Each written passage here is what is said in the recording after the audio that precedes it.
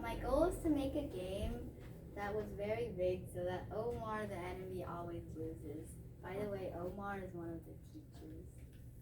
Program. So I have a lot of programs. This is only one slide.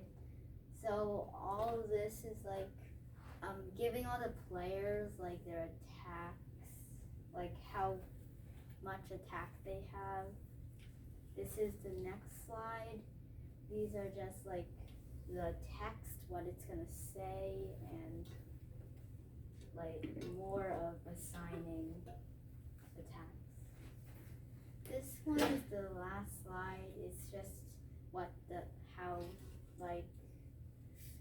battle's gonna be like, and that text is what it's gonna say, but you can't see it right now. I tested it about 15 times.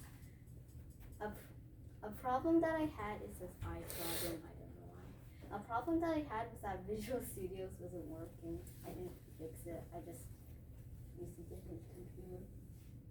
If I had more time, I would make it even more rigged, but not too rigged, because then it wouldn't be fun at all.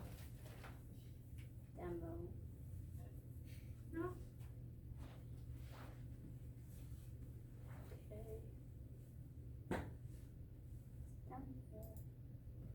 So you press play. Wait, what? Press play. So there's two attacks. You can just press one. There's 3 players. Nina, Naomi, and me. Nina and Naomi are 2 of the other students, but they're not coming anymore, so just and then Omar attacks after 3 people.